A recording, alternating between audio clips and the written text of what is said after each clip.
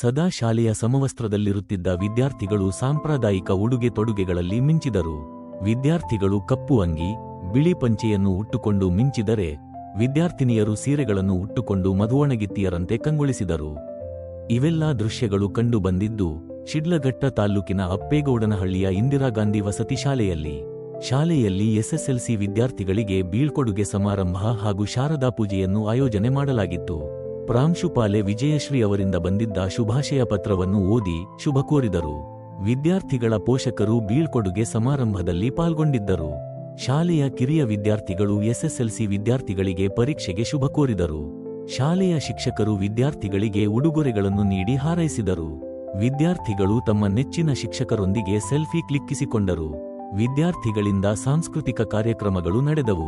ವಿದ್ಯಾರ್ಥಿಗಳು ಪರೀಕ್ಷೆಯನ್ನು ಧೈರ್ಯವಾಗಿ ಎದುರಿಸುವಂತೆ ಧೈರ್ಯ ತುಂಬಿಸಿದರು. ಪ್ರಭಾರಿ ಪ್ರಾಂಶುಪಾಲ ಎಸ್.ಎ. ಪ್ರಸಾದ್ ಮಾತನಾಡಿ, ಈ ಬಾರಿಯೂ 100% ಫಲಿತಾಂಶವನ್ನು ಪಡೆಯಲಿದ್ದೇವೆ. ವಿದ್ಯಾರ್ಥಿಗಳು ಪೂರ್ವ ಸಿದ್ಧತಾ ಪರೀಕ್ಷೆಯಲ್ಲಿ ಕಡಿಮೆ ಅಂಕಗಳು ಗಳಿಸಿಕೊಂಡಿದ್ದೇವೆ ಎಂದು ಕುಗ್ಗಬಾರದು. ಸಾಧಿಸಬೇಕೆನ್ನುವ ಛಲವಿದ್ದರೆ ಈಗಲೂ ಕಾಲ ಮಿಂಚಿಲ್ಲ.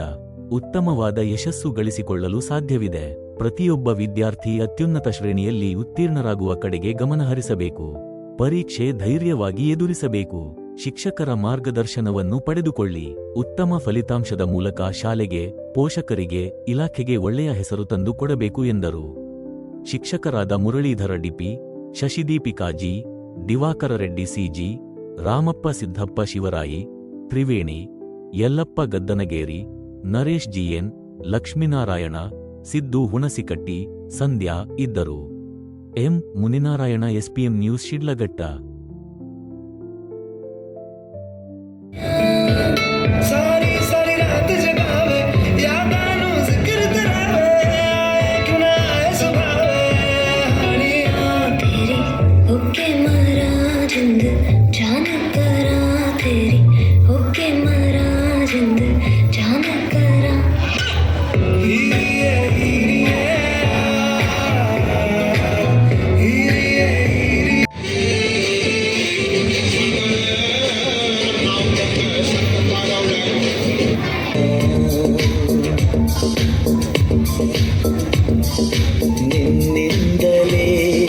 ನಿನ್ನಿಂದಲೇ ಕನಸೊಂದು ಶುರುವಾಗಿದೆ.